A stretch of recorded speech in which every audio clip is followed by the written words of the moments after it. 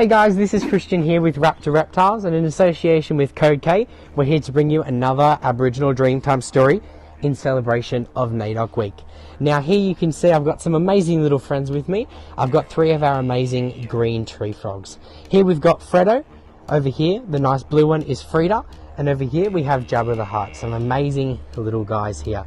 Now, this Dreamtime story that we'll be telling you guys today is the story of Tiddalick the giant frog. Now, this is a very, very famous Dreamtime story, and one of the amazing things that I find with Aboriginal stories is that just like with any story, it's sort of like a game of Chinese whispers by the fact of that everyone tells the story a little bit differently, and that's completely fine. As long as we get the main ideas of the story, everyone has their own little versions and their own little things that they like to talk about. So if you guys do hear any inconsistencies to the stories you guys know at home, you'll understand why a little bit. And these guys love to jump, as you can see. So back long ago in the Dreamtime, there was a frog by the name of Tiddalick. Now, he wasn't a green tree frog like these guys. He was more of a giant burrowing frog, which you can actually still find today in Australia, a little bit out west of Sydney, sort of towards the sub-arid and arid regions of Australia. Now, Tiddalick, in the area that he lived, which was a little bit more south of the Murrumbidgee area, a little bit more towards Melbourne, he drank all the water in that land. So he was an absolutely ginormous frog, because frogs, fun little fact, these guys actually grow the more water that they drink.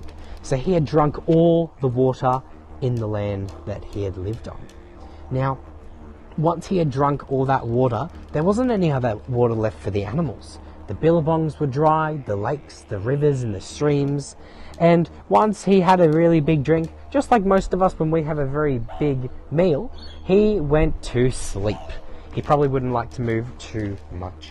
Now, once he had had his little sleep, the other animals, they decided that they wanted to get their water back, because all the animals were very, very thirsty. And as we know, water is the source of life, something that was given to us by Mother Earth, that we come down from the sky, but we also see all around us on the coasts of Australia. Now, they decided that the best way to get that water out of him was to make him laugh.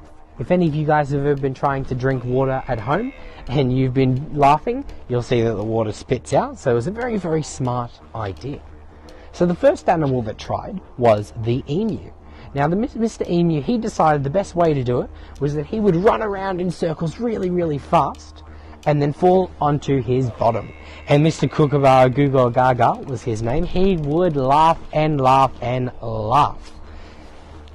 But it didn't make him laugh. So the next animals tried. Next it was the wombat and the kangaroo.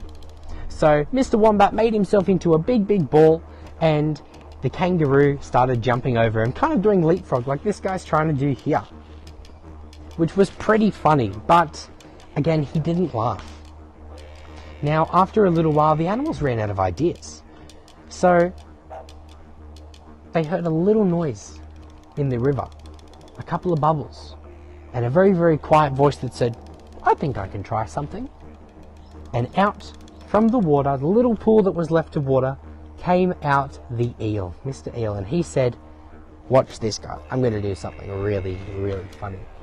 So what he did is he got all of his strength together, he went under the water and he jumped up into the air and he wriggled his body around in the air, which was an amazing sight to see. And Tiddalick started to laugh, he started to giggle, and then as soon as his mouth opened, all the water rushed out of his mouth into the land, and all the animals rejoiced and were happy. Now we can see that some of those things that the animals did, they still do today. Emus will run very fast on their back legs. The kookaburra will still laugh. The kangaroo jumps. And we can even see today that the wombat also likes to sit and curl himself into a ball. Now, it seems that I've lost a couple of frogs, but if you guys enjoy that story, make sure to give us a like, comment in below which one of these frogs was your favorite, and count how many of these frogs that you guys can find around the set, and you guys might be able to win yourselves a little prize. And until next time, we'll see you later.